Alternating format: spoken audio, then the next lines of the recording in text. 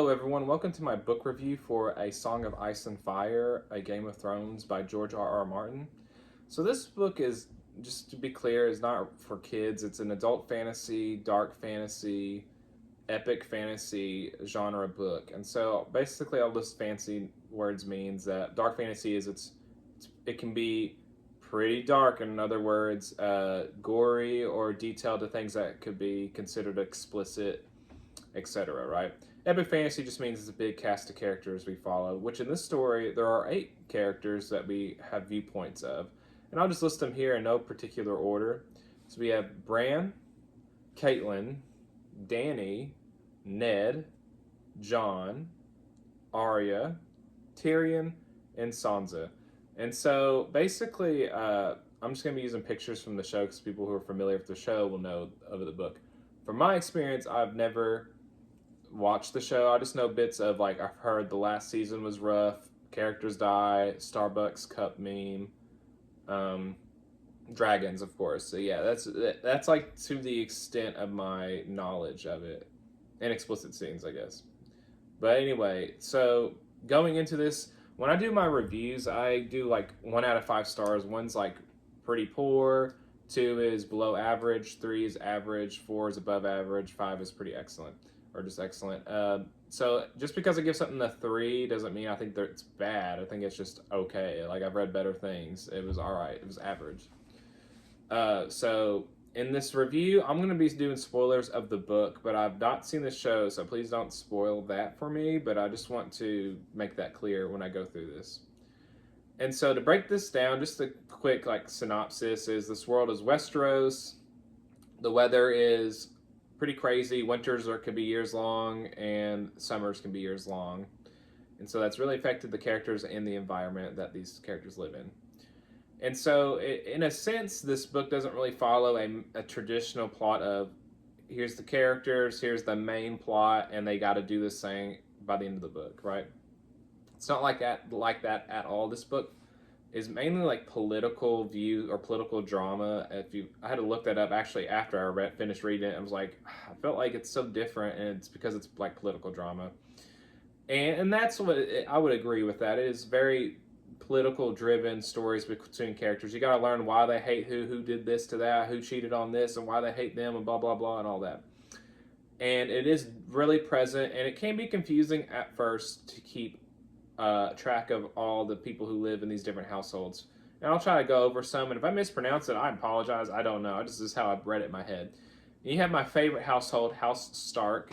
The symbol is a direwolf. That's where our main cast characters in this book are a part of, led by Ned. Which Ned's not his real name, that's his nickname. Some of these characters have nicknames, like Dany's her nickname. I think it's like Daenerys or something.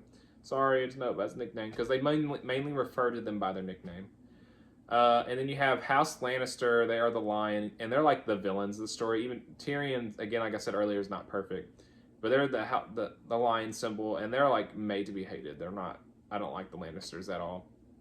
Then you have Baratheon or Berthian, or that's that where Robert is the High King's household. They're the Stag, and then you have Targaryen, which is Dany's household, the House of Dragon symbol. Those are like the main ones, in my opinion, for the first book, at least, to know. In the back of the book, there was an appendix that like went through it in a little more detail, but like reading through the book, it wasn't that important. But those are like the main ones for this story. And there's other ones that'll introduce you, like, okay, cool, and then you'll forget about it.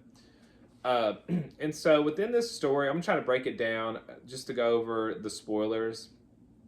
Of course, one of my favorite characters gets killed near the end. Ned, he gets his head cut off. There was like a coup that happened, and he was trying to prevent it with the Robert's dying will, because he got killed hunting. A boar killed him, and he was drunk too, I believe.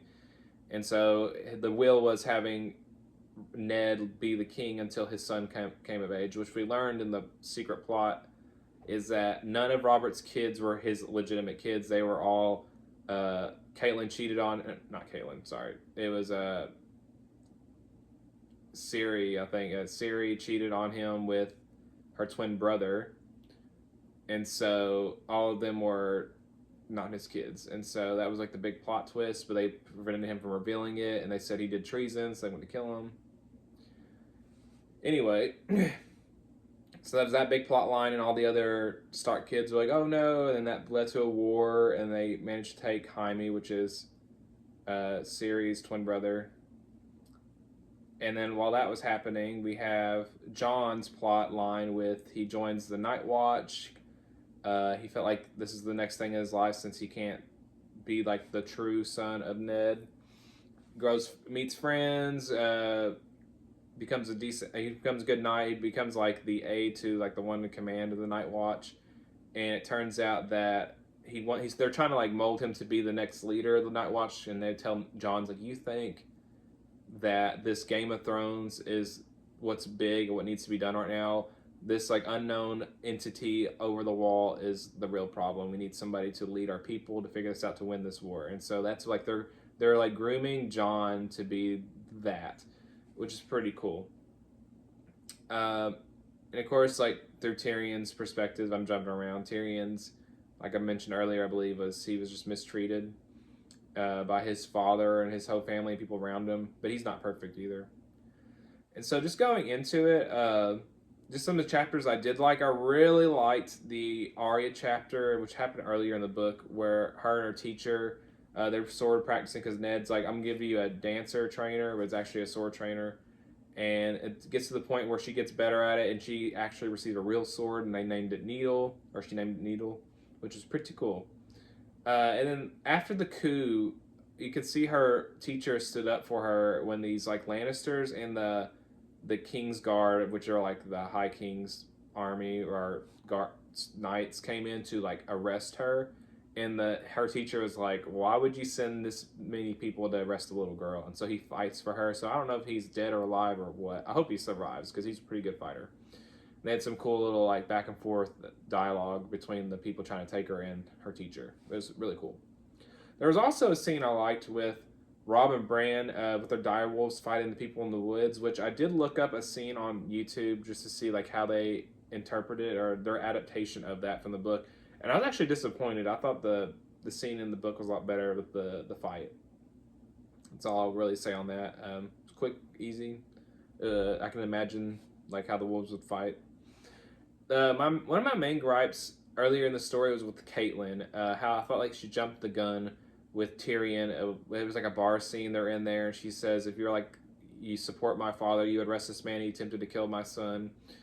And they all like, "Well, we will do it." And then she just, I felt like that decision really was a catalyst for all this political buildup and war because they were fighting over her capturing Tyrion, and they introduced more political drama with Caitlyn and her sister because she's from the Tully household, and so it just kept going downhill from there. With like I could see, oh man, this is going to cause problems with other households.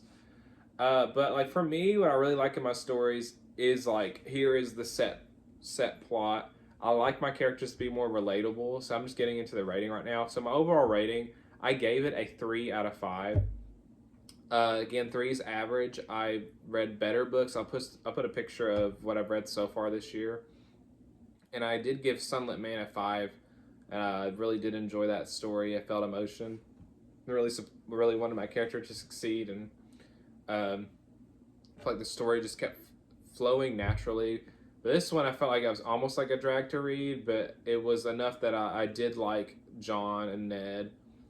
Anytime Caitlyn showed up, I'm like, oh my gosh. Or my least favorite was Sansa. I was like, oh please, I don't like Sansa, but let me get through that. She did grow more likable near the end when like conflict and stuff started happening to her, and I felt bad for her. But like a lot of the times early throughout the book, Sansa chapter, I was like, ugh. Good thing she was the least. She was only 6 chapters.